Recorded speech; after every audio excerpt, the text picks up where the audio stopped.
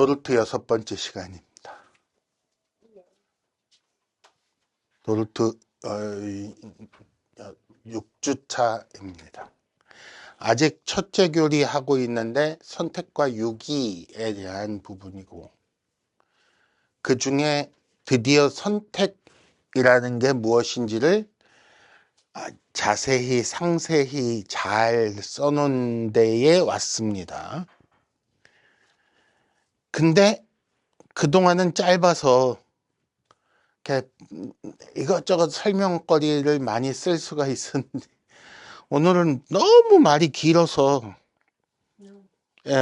그 7항, 8항을 쓰는 것 말고는 할 수 있는 그 종이가 없었어요. 지면이 부족해서 어쩔 수 없이 본문만 딱 써놨어요.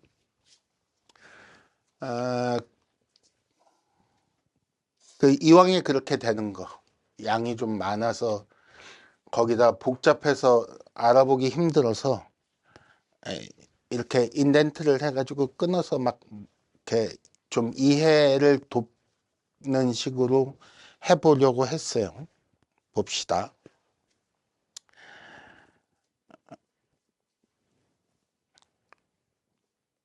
칠항 선택. 선택은 하나님의 변하지 않으시는 결정이다 라는 말로 시작을 했어요. 이 말을 왜 했을까? 여기서 중요한 건 뭘까? 변하지 않으시는. 그게 왜 중요하죠? 왜 중요하냐면 이게 구원과 관련된 거잖아요.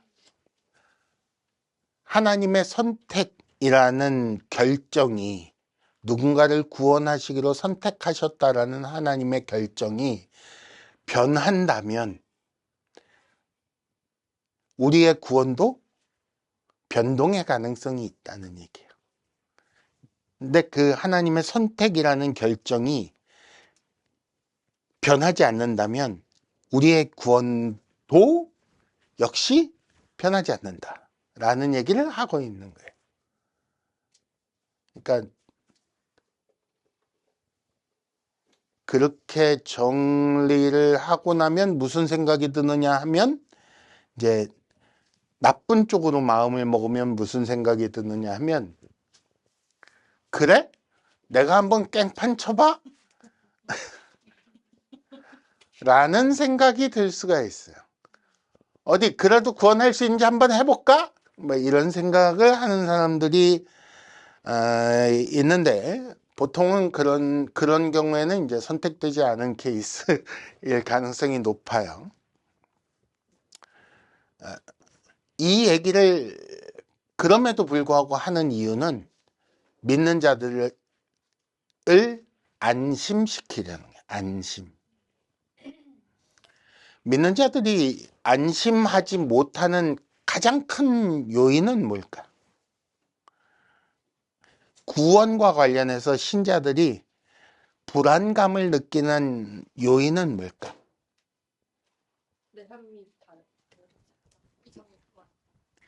내가 보기에 내 꼬라지가 구원받은 자답지 않은 거예요. 아무리 봐도 이렇게 해가지고는 천국 못 갈 것 같은 거예요. 내가 보기에.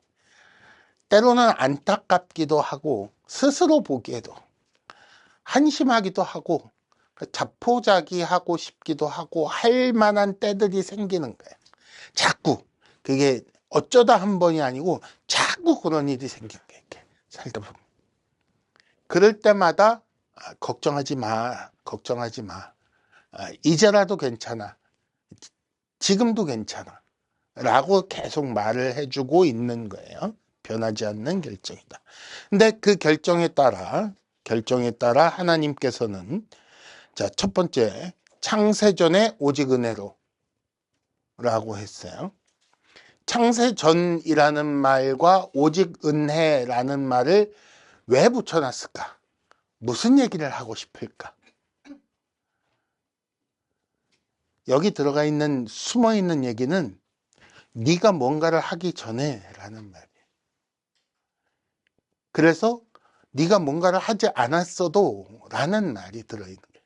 그래서 네가 뭔가를 하기 전에 라는 말이 창세 전에 라는 말이고, 네가 뭔가를 하지 않아도 라는 말이 하나님의 은혜로 라는 말이에요. 자, 그러면 구원은 내가 무언가를 해서 얻는 것이다, 그것과 상관없이 얻는 것이다, 그것과 상관없이 얻는 것이다. 그러니까 변하지 않으시는 하나님의 결정에 따라 그냥 이루어지는 거예요. 이걸 선택이라고 부르고 있는 거예요, 지금. 그 얘기와 비슷한데 한 가지 얘기를 더 하고 있어요. 하나님의 자유롭고 선하신 뜻에 따라서 라고 되어 있어요. 하나님의 자유롭고 선하신 뜻에 따라서. 뭘 하나님 뜻에 따라서? 선택을. 누군가를 은혜를 주어 구원하시기로 하나님께서 하나님 뜻대로 하셨다는 거예요. 근데 거기에 왜 자유롭고라는 말을 써놨을까요? 자유롭고의 반대말은 하나님께서 어쩔 수 없이라는 말이 되겠죠. 비슷하게 표현하자면 무슨 얘기냐면, 그러니까 이런 거예요. 누군가가 무언가를 해서 그거를 조건으로 삼아 구원을 주기로 했다면, 거래라면 이 사람이 뭔가를 했을 때 하나님으로선 어쩔 수 없이 거래 내역 계약서가 있으니까 어쩔 수 없이 구원해 줘야 되는 당위가 생긴다. 이건 당연히 해야 돼. 내 뜻과 상관없이 이건 어쩔 수 없어 해야 돼. 라는 부분이 그게 선택이라는 데 있어서는 없다는 얘기를 하고 있는 거예요. 그럼 선하신 뜻은 왜 있을까?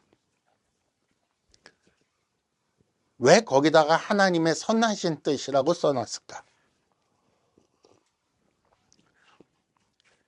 하나님의 자유로운 뜻이라고 하면 보통들 생각하는 게 이제 폭군왕을 생각해요. 폭군왕. 내 마음대로 다 할 거야! 를 상상하는 거예요. 그때의 그 왕정 시대를 겪었던 당시 사람들로서는 무슨 생각이 드느냐면, 그 왕이 자기 마음대로 했을 때의 그 악한 결과들을 생각할 수밖에 없는. 그러니까는 하나님께서 자유롭게 하시는데 그 자유롭게 행하신 게 전부 다 선한 결과밖에 없다는 얘기를 하고 싶은 거예요.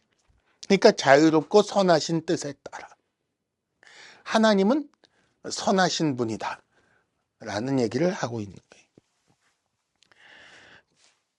그 다음에 자신들의 잘못으로 원래의 흠없는 상태에서 죄와 파멸 가운데 빠진 길다.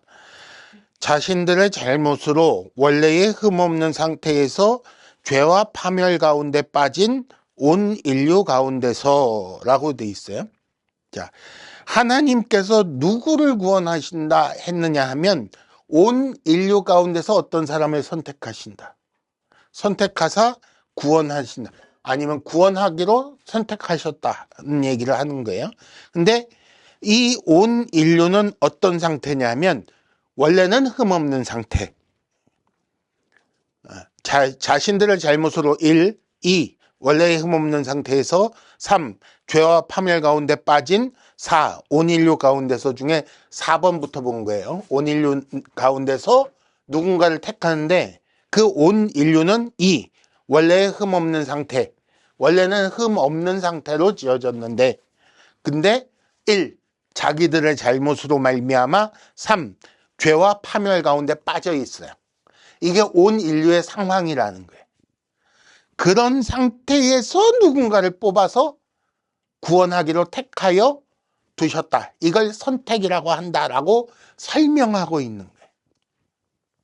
이거 하나하나 한 줄 한 줄이 지금 엄청나게 많은 양을 담고 있고, 우리 하이델베르크 배울 적에 그 조항들 문답 하나씩이 거의 여기 배정돼 있는 정도의 양이에요.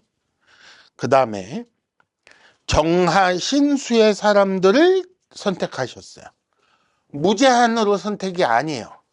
모든 사람을 선택이 아니에요. 정하신 수의 사람을 선택해요. 쉽게 말해서 하나님 마음속엔 몇 명 구원할 건지 정해져 있는 거예요. 그걸 사람은 몰라요.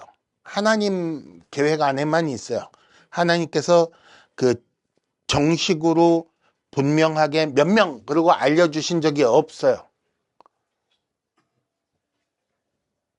가끔 이게 알려주신 적이 있다고 주장하는 사람들이 있어요.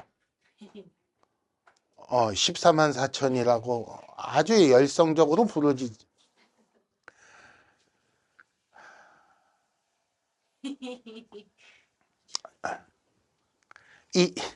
그러놓고 이미 14만 4천이 넘었는데 아직도 그 웃기는 애들이에요. 정신 차려야 될 텐데 언제 정신 차릴지 모르겠어요. 정해진 숫자는 있는데 사람한테 안 알려주셨어요. 14만 4천이라고 알려주셨지 않느냐? 14만 4천은 상징적인 숫자예요.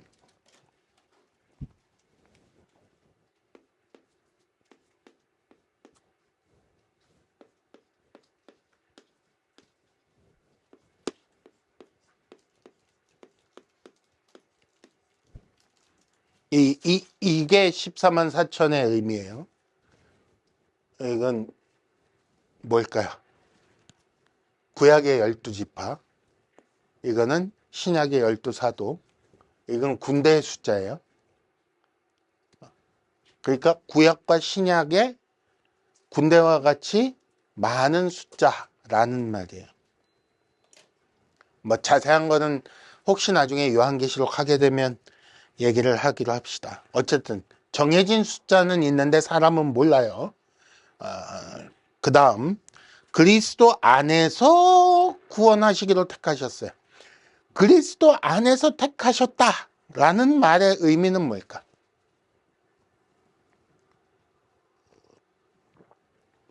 그리스도 안에서 택하셨다.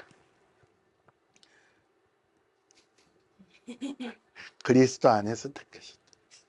제가 보기에는 그리스도를 통로로 삼아 그리스도라는 방법으로 라는 의미를 담고 있는 것 같아요. 그렇게 생각할 만한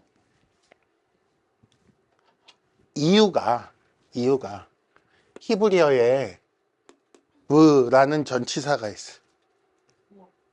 브. 이게 영어로 뜻을 찾아보면 이렇게 돼 있어요. 그리스도 안에서 그리스도와 함께 그리스도로 말미암아 구원하셨습니다 정도의 의미이지 않을까라는 생각을 해볼 수가 있는데 추정이에요. 답은 아니에요. 답 아니에요. 절대로 답이라고 쟤는 이상한 소리 하고 있어. 도르트가 언제 만들어진 건데 갑자기 히브리어를 갖고 그런 얘기 아니에요. 그냥 그런 식으로 생각해도 되지 않을까. 그래서 어쨌든 선택은 하나님의 변하지 않으시는 결정인데 그 결정에 따라 하나님께서는 누군가를 구원하기로 작정하셨습니다. 누군가를 구원하기로 택하셨습니다. 그걸 선택이라고 합니다. 라고 말하는 거예요. 그 다음 단락 봅시다. 택함 받은 사람들이 이러이러해서 택함 받은 것은 아닙니다. 택함 받은 사람들이 다음에 하나, 둘, 세 번째 줄이 두 줄 더 들어가 있고 세 번째 줄 조금 튀어나와 있잖아요. 그쪽으로 건너뛰어서 읽은 거예요. 택함 받은 사람들이 이런 이유로 택함 받은 것은 아니다. 달리 말해 모든 사람이 똑같이 비참 가운데 놓여 있었다라는 말을 하고 있는 거예요. 자신 없는 건 얼른 지워야 돼. 자, 택함 받은 사람들이 어떤 이유 때문에 택함 받은 건 아닌데 모든 사람이 똑같이 비참 가운데 놓여 있었다라고 하면 중간에 있는 건 보지 않아도 무슨 얘기일 것이다? 택함 받은 사람들이 뭔가 잘나서 택함 받았다고 주장하는 건 옳지 않다는 얘기를 하고 싶은 거예요. 그렇죠? 그래서 그 안에 걸 봤더니 택함 받지 않은 사람들보다 더 낫거나 택함 받을 만한 어떤 종류의 자격이 있어서 택함 받은 게 아니다라고 써 있어요. 자, 그러니까 우리 중에 머리가 좋아서 택함 받은 사람이 있다 없다? 그런 사람은 없다. 그런 걸로 치면 여기 택함 받을 몇이나 될까? 뭐 이런 생각을 하게 되는 거죠. 나름 자신 있다 생각하시는 분이 있나요? 아니면 얼굴이 잘생겨서 택함 받았다 그러면 이제 자신 없는 사람들이 훨씬 많죠. 이뻐서 택함 받았다. 나름 자신이 있겠지만 그렇지 않다는 걸 인정하셔야 돼요. 아니면 키가 커서 또 아닌 것 같고 돈이 많아서도 아닌 것 같아요.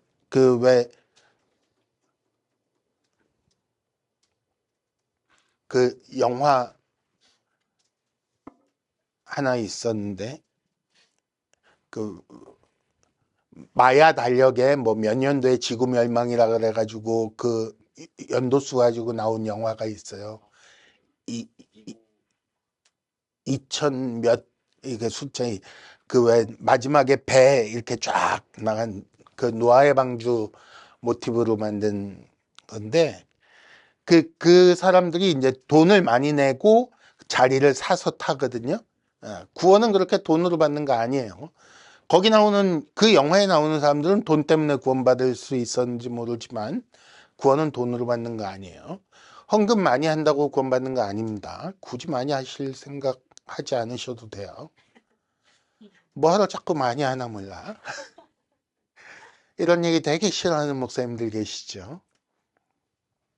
미움받을 짓을 하고 있어. 굳이 그 얘기를 해가지고. 돈으로 구원받는 거 아닙니다. 고로 뭣도 아니다? 열심도 아니에요. 교회 와서 쓸고 닦고 한다고 구원받는 것도 아니고 교회에서 봉사 많이 한다고 구원받는 것도 아니에요.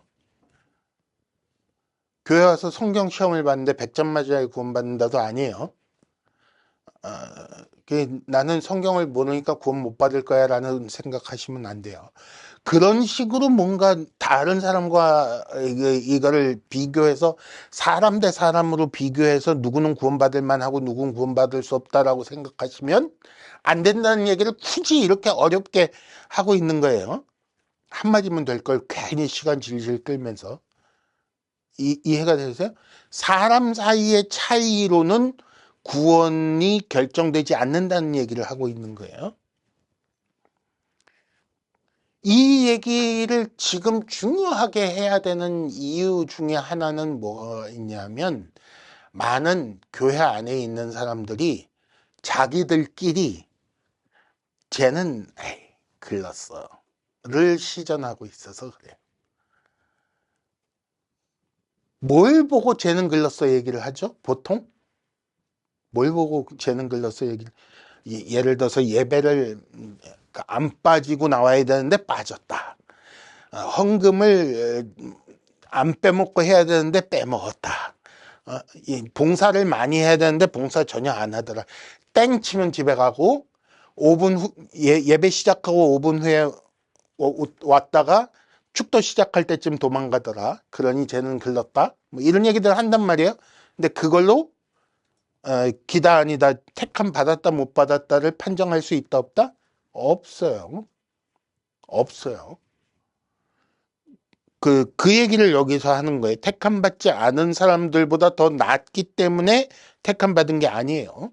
모든 사람이 똑같이 비참 가운데 놓여 있었어요. 다 구원받기 글른 상태에 있었다는 거예요. 그러나가 중요해요. 그러나 다음 문단 봅시다. 그러나 하나님께서는 그리스도 안에서 다음과 같은 일들을 행하셨는데 무슨 일을 행하셨냐면 영원 전에 그리스도를 이런 역할로 정하셨습니다. 그 일을 하신 것부터 시작입니다. 라는 얘기예요.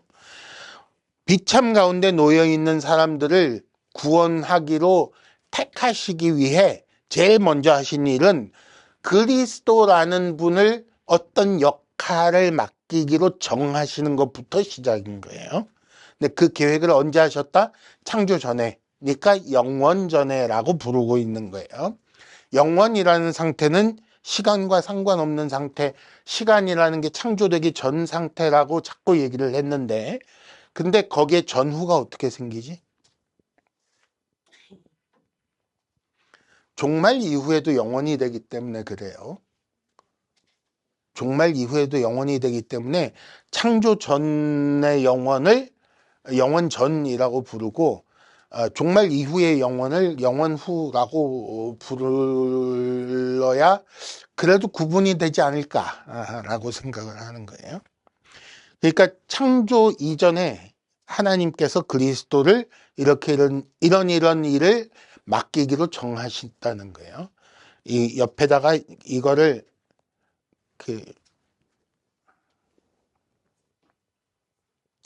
갑자기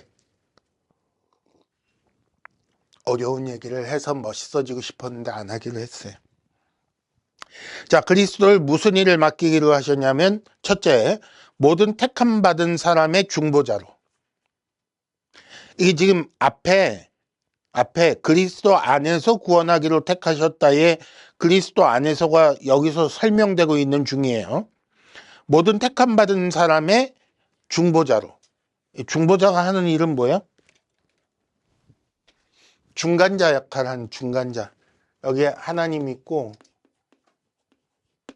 여기 사람이 있으면 중간에 중보라고 돼 있는데 요 역할을 한다는 거예요. 그러면 중보자가 있으면 어떻게 돼요?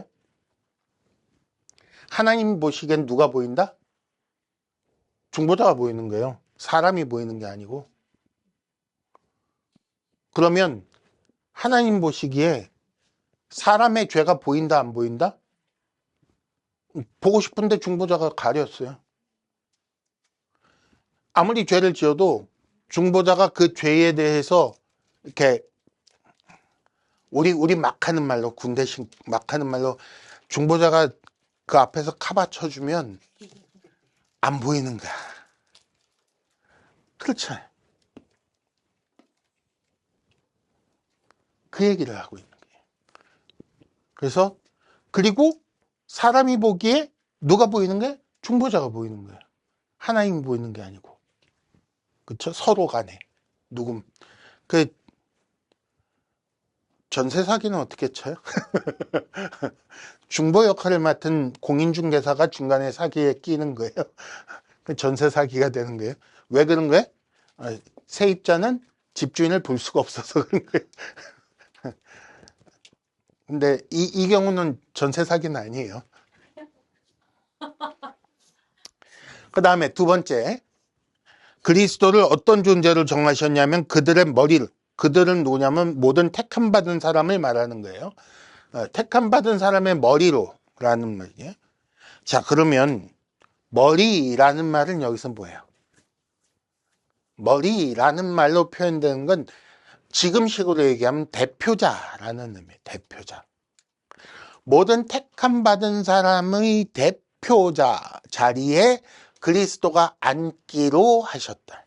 그리스도를 제일 앞장 세우고 그 뒤에 다 숨기로 했다라는 얘기예요. 그러니까 하나님 보시기에 중보자 외에는 안 보인다는 말이 이해가 되죠. 하나님 앞에 면이 서는 존재는 중보자밖에 없는 거예요. 면이 선다는 말 알아요? 체면 차린다는 말, 그 면이에요. 얼굴 면자 쓰는데 면이 선다 그래. 이렇게 당당하게 얼굴 들고 이렇게 나설 수 있는 존재로 그리스도를 세우고 그 뒤에다 숨는 거예요. 그를 머리로. 그러면 이제 조건이 붙죠. 그를 머리로 삼았으니 여기에 들어있는 사람은 중보자로 말미암아 그 뒤에 있는 존재가 된 모든 택함 받은 사람들은 머리 된 중보자의 인도를 따라가야 된다는 조건이 붙는 거예요. 이건 구원받은 다음이니까 아직 그 얘기가 안 나오기는 하지만 그 조건이 당연히 생각이 되는 거예요. 예를 들어서 사장 대 사장으로 기업 간에 계약을 했어요. 그러면 그 밑에 부장이 내가 계약한 거 아닌데 뭐 그러고 지 맘대로 하면 된다 안 된다? 그런 일은 있을 수가 없는 거예요. 그걸 머리라는 말로 지금 표현을 하고 있는 거예요. 그렇죠? 그 다음에 세 번째, 그들을 구원하시는 기초로 정하셨습니다. 그러니까 중보자가 이 택함 받은 사람들, 신자들의 구원의 기초가 되십니다. 그렇게 하기로 정하셨습니다. 그게 선택이라는 거에 있어서 첫 단계에 들어가는 일입니다. 라고 말하는 거예요. 그 다음에 그런 일을 한 다음에 그 다음에 하나님께서는 이런 일을 작정하셨습니다. 순서대로 보고 있는 거예요. 정하신 다음에 하나님께서는 이런 일을 작정하셨습니다. 첫째, 택하신 자들을 그리스도께 주시기로 작정하셨습니다. 왜 주셨을까?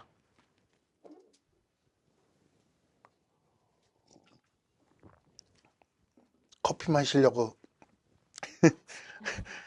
안 해도 되는 질문을 한 것 같이 돼버리잖아요. 이렇게 마시면. 왜 그리스도에게 택하신 자들을 주셨을까요? 그래야 중보자가 그리스도가 머리가 되어 그 뒤에 숨기지.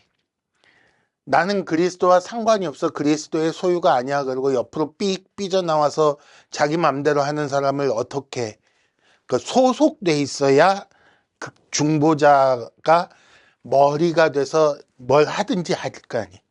그러니까 그리스도에게 주시기로 정하시는 거예요. 둘째, 그리스도로 말미암아 그들이 구원받게 하시기로. 이 얘기를 하면 다른 종교에 있는 사람들은 화를 내야 정상이에요. 그리스도로 말미암은 구원이니까 하나님의 구원에서 그리스도가 배제된 형태의 구원은 없다는 얘기를 하고 있는 거니까 다른 종교에 있는 사람들은 화를 내야 정상이에요. 제가 87년 무렵에 87년이 맞는 것 같아요. 87년도에 그 어떤 신학교 교수의 그 강의를 들을 기회가 있었어요. 근데 뭐라 그러냐면 이제 자세한 내용은 생각이 안 나고 지금 생각해 보면 그게 그 종교다원주의에 대한 얘기였어요. 그래서 이런 얘기를 했어요. 이거 믿으면 안 되는 얘기라서 해주는 거예요. 이거 설명 듣고 와 재밌다 그거 그럴듯한데 그러면 큰일 나요. 안 돼요. 종교다원주의 얘기인데 산이 있으면 일로 오르는 길도 있고 일로 오르는 길도 있다는 거예요. 심지어는 헬리콥터 타고 내려오는 길도 있다는 거예요. 어디로 올라가든 꼭대기에만 오르면 신을 만난다는 거예요. 이게 종교다원주의에서 얘기하는 가장 기초적인 내용이에요. 근데 우리는 뭐라고 믿어야 된다? 하나님께서 오직 이 길 외에는 길을 만들지 않으셨습니다. 이 길이 바로 그리스도입니다. 라고 얘기를 하고 있는 거예요. 내가 곧 길이요 진리요 생명이니 라고 하셨어요. 그리스도로 말미암아 그들이 구원받게 하시기로 정하셨습니다. 그 다음에 그들이 그리스도와 교제하도록 다음 줄이 더 밀려 있어요. 그러니까 하나님의 말씀과 성령님으로 그들을 효과적으로 부르시고 이끄시기로는 그 앞에 그리스도와 교제하도록에 붙어있는 말이에요. 이게 이 칸을 벗어나서 밑으로 내린 거예요. 무슨 얘기냐면 하나님의 말씀 그 다음에 성령님을 통해 택함 받은 자들을 효과적으로 불러 이끌어 뭘 하도록? 그리스도와 교제하도록 작정하신 거예요. 그러니까 누군가를 택하신 자를 바로 믿고 그 믿음을 이어가서 하나님 나라에 이를 때까지 이끌어가는 일은 뭘로 하는 거예요? 하나님의 말씀과 성령님이 하시는 거예요. 그러니까 덮어놓고 믿어. 택도 없는 소리예요. 말씀 안 배우는 사람은 구원 없어요. 하나님의 말씀이 부르시고 이끌어 가세요. 하나님의 말씀이 구원의 여정을 담당하고 있어요. 네, 하나님의 말씀만 가지고 되는 게 아니에요. 그러니까 우리가 논리적으로 이성적으로 잘 하나님의 말씀을 공부하고 판단을 하고 해가지고 그걸로 이렇게 그 길을 간다고 생각하시면 절대로 안 돼요. 하나님의 말씀을 통해 하나님의 말씀과 함께 누가 일하신다? 성령께서 일하신다. 그래서 성령께서 효과적으로, 그러니까 그 효과, 기대하는 효과를 거둘 수 있게끔 이렇게 불러내어 이끄셔서 뭘 하도록 하신다? 그리스도와 교제하도록 하신다. 그리스도와 이렇게 필요한 것들을 주고받는 관계가 되도록 하신다. 그렇게 하여 이 중보자이신 그리스도 안에서 이런 일들이 일어나게 하신다는 거예요. 옆에 페이지. 아휴, 많으니까 힘들다. 다시 말해서는 이제 지금까지 설명한 걸 정리하는 거예요. 쉽게. 이게 더 어려울 수도 있지만, 다시 말해서 하나님께서는 뭔가를 작정하시는 거예요. 뭔가를 작정하시는 게 이게 선택이라는 거예요. 그 작정의 내용을 봅시다. 택하신 자들이 그리스도를 참되게 믿도록 정하셨어요. 그 다음에 그들이 의롭다함을 받도록 정하시는 거예요. 그 다음에 그들이 점점 거룩하게 되도록 정하시는 거예요. 자, 앞에 의롭다함을 받으며 옆에다가 칭의, 그들이 점점 거룩하게 되며 옆에다가 성화라고 쓰시면 돼요. 근데 칭의에는 없는 말이 성화에는 들어가 있네요. 무슨 말이 들어가 있어요? 점점. 무슨 말이에요? 칭의는 빵 하면 되는데 성화는 천천히 계속해서 이루어진다는 말이에요.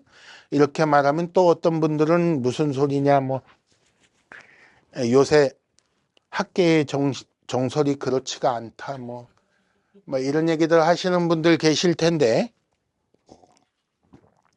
도르트 신경을 작성할 때 당시에 논증 방식으로 이렇게 말을 하고 있는 거예요. 칭의와 성화 사이의 관계에 대해서는 여러 가지 말들이 많이 있는데, 일단은 이렇게 안정적인 지금까지 검증된 내용으로 머릿속에 넣어두시는 게 좋아요. 하나님께서 일단 의롭다 하시면서 그리스도인으로 태어나는 거예요. 그리고 그 태어난 그리스도인이 그 다음에 성장해 나가는 걸 성화라고 부르는 거예요. 그래서 거룩해지는 것은 점점이에요. 점점. 조병수 교수님이 바울 서신 중에 한 권을 설명하시다가 이런 말씀을 하신 적이 있어요. 믿지 않는 자와 믿는 자가 있어요. 믿지 않는 데서 믿는 자로 오면 이렇게 점점 잘 믿게 되는 거예요. 점점 잘 믿게 되는 거예요. 처음 믿은 사람들은 여기 경계선 어딘가에 있겠죠. 그러니까 믿지 않는 사람과 별반 다를 바가 없어요. 하나님께서 그리스도인 되게 하시고 의롭다고 해주셔도 처음 믿은 사람들은 삶의 모습이 전혀 믿지 않는 사람들과 구분이 안 될 만큼 거기서 거기에요. 근데 그 상태에 있으면 된다 안 된다? 그렇게 내버려 두지 않으신다. 그렇게 내버려 두지 않으시고 어떻게든 멱살 잡고 끌고 가신다가 박영선 목사님 표현이에요. 그래서 점점 이렇게 가요. 이걸 성화라고 불러요. 그렇게 하며 그 다음에 점점 밑에 줄에 하나님의 아들이신 그리스도와 그들이 나누는 교제를 권능으로 지키신 후, 이게 잠깐 미루고 그 다음 마침내 택하신 자들이 영화롭게 되도록 작정하셨습니다. 여기서 말하는 영화는 마침내예요. 마침내. 그러니까 모든 신자들의 마지막이 영화라는 걸로 귀결되도록 하나님께서 정하셨다라는 말이에요. 그 다음에 설명 안 한 부분. 그렇게 되도록 점점 거룩하게 되어 마침내 영화롭게 되도록 그 중간에 필요한 일이 있는데 그게 뭐냐면 하나님의 아들이신 그리스도와 그들이 나누는 교제를 권능으로 지키시는 일이 필요한 거예요. 그러니까 누군가가 그리스도인이 되어 영화에 이르기까지 뭐가 필요하냐면 그리스도와의 교제가 지속적으로 필요한데 그거를 누구의 힘으로 한다고요? 하나님의 권능으로 지켜주셔야 가능하다는 얘기를 하고 있는 거예요. 그러면 시작도 하나님, 지금 물론 시작 아직 선택 얘기니까 창세 전에 우리가 사람이 뭔가를 하기 전에 하나님께서 이미 하나님과 그러니까 성부와 성자가 이런 계획을 의논을 해서 회의를 해서 이런 계획을 다 잡으시고 그리스도 역할을 성자에게 맡기시며 성자께서 이런 일을 하게끔 하시고 그 일을 위해 또 성령께서는 무슨 일을 하게끔 맡기시고 해서 나는 이렇게 할 테니 너는 이렇게 해라. 그렇게 할게요, 아버지. 이 회의를 다 마치시는 그 중에 그 회의의 내용 중에 뭐도 들어있다고요? 하나님께서 그의 권능으로 천지를 창조하시던 그 권능으로 택함 받은 자를 어떻게든 질질 끌어다가 영화에까지 이르게끔 하시기로 이미 정해 놓으셨다는 거예요. 그러니까 다시 처음으로 변하지 않느니 가능해지는 거예요. 사람이 무슨 수로 변하지 않을 수가 있어요. 늘 변하는, 심지어 변할 수밖에 없는 사람을 어떻게든 그 구원을 처음에 정한 대로 완성되게끔 하기 위해서 하나님께서 하나님의 능력으로 하나님의 권능으로 그 일을 이루어 가시는 거예요. 사람이 하는 일이 하나도 없어요. 근데 그렇게 하기로 하나님께서 작정하신 걸 뭐라고 부른다? 선택이라고 부른다. 선택이라는 말이 그냥 이렇게 종이 한 장에 가운데 줄 긋고 이렇게 구원, 안 구원 그래가지고 이름 이렇게 아무데나 써놓는 이게 선택이라고 생각하면 큰일 나요. 그 정도 얘기가 아닌 거예요. 내가 이들을 선택하여 이 구원의 완성에 이르게끔 하기 위해 내가 무슨 일을 어떻게 하겠다를 이미 다 완벽하게 계획을 다 세우시는 걸 선택이라고. 그 다음 하나님께서는 이건 목적이에요. 이렇게 선택이라는 걸 하시는 목적. 하나님께서는 이런 것을 위해 이 모든 일을 행하십니다. 왜 이렇게 하셨을까? 전에 한번 나왔던 얘기죠. 굳이. 그렇게 안 하셔도 되는데 왜 그러셨을까? 굳이. 귀찮게. 이 어마어마한 일을. 왜냐하면 첫째, 하나님의 자비를 나타내시기 위해. 둘째, 그로 인해 하나님의 영광스러운 은혜의 풍성함으로 말미암아 찬송받으시기 위해. 자, 하나는 하나님 편에서 나오는 거야. 자비를 나타내시고 하나는 그걸로 말미암아 하나님께서 받으시는 거야. 찬송을 받으신. 하나님이 얼마나 자비로우신지를 드러내셔서 그로 말미암아 찬송을 받으신. 이걸 위해서 이런 얘기가 성경에 어디 있냐? 성경이 제시되어 있습니다. 에베소서 1장 4절에서 6절. 창세 전에 그리스도 안에서 우리를 택하셨습니다. 라는 말이 거기 있고, 그 다음에 뒤에 보면 이는 그가 사랑하시는 자 안에서 우리에게 거저 주시는 바 그의 은혜의 영광을 찬송하게 하려는 것이다 라고 나와 있습니다. 그 다음에 로마서 8장 30절 미리 정하신 그들을 또한 부르시고 부르신 그들을 또한 의롭다 하시고 의롭다 하신 그들을 또한 영화롭게 하실 것입니다가 아니에요. 하셨습니다 라고 되어 있어요. 하나님께서 미리 정하셨을 뿐만 아니라 정한 자들은 부르시고, 여기엔 실패가 있다 없다? 정했는데 부르지 못하는 경우가 없다는 얘기를 하고 있는 거예요. 그 다음에 부르면 반드시 의롭다고 하시고, 부르셨는데 의롭다 하심을 받지 못하는 자가 없다는 얘기를 하고 있죠. 그 다음에 의롭다 하신 이는 반드시 영화롭게 된다고. 의롭다부터 영화롭게까지가 어떤 사람의 경우는 평생인데, 그렇잖아. 나면서부터 믿은 사람은 예를 들어서 100살에 죽으면 100년 믿은 거야. 부르심부터 완성까지 100년 걸린 거라고. 근데 그 긴 세월을 하나님께서 어떻게든 끌고 가신다가 의롭다 하신 그들을 또한 영화롭게 하셨느니라 라는 말 안에 그 100년 세월이 들어가 있는 거예요. 자, 파랑. 단 하나의 선택의 작정. 이런 선택은 여러 개가 있는 것이 아닙니다 라고 말을 하고 있어요. 선택이 여러 개가 있다는 건 무슨 말일까요? 선택이 여러 개가 있을 수 있을까? 예를 들면 이런 거예요. 누구는 부르심까지만, 누구는 의롭다까지만. 그러면 의롭다 하심을 받았는데 영화롭게는 선택이 안 돼 있으니까 그 다음부터는 자기가 영화롭게를 위해서 열심히 달려가야 돼. 이게 멀리 있는 얘기가 아니에요. 로만 카톨릭이 이렇게 얘기를 해요.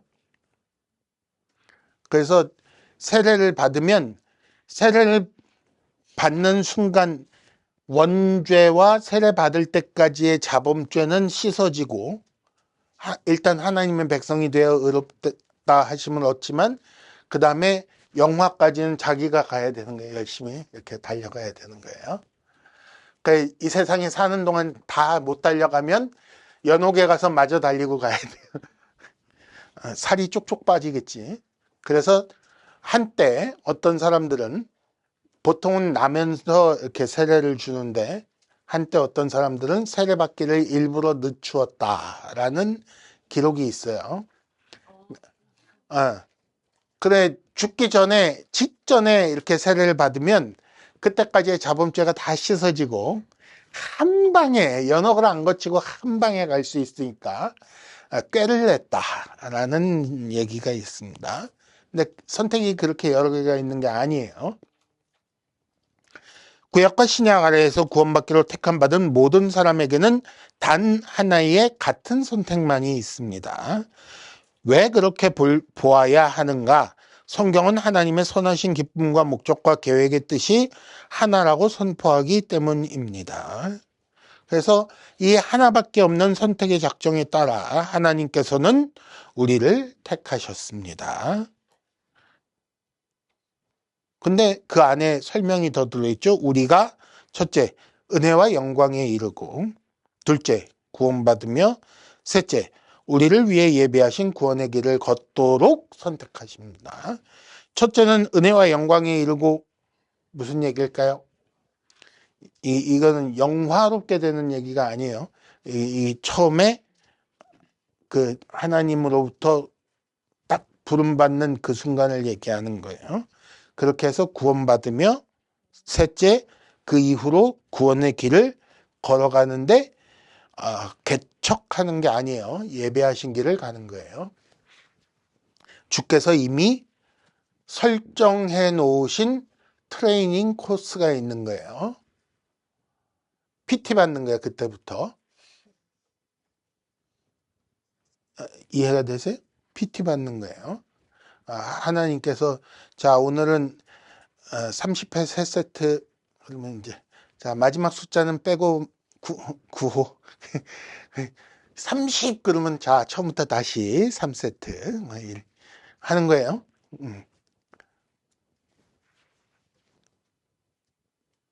이게 선택입니다.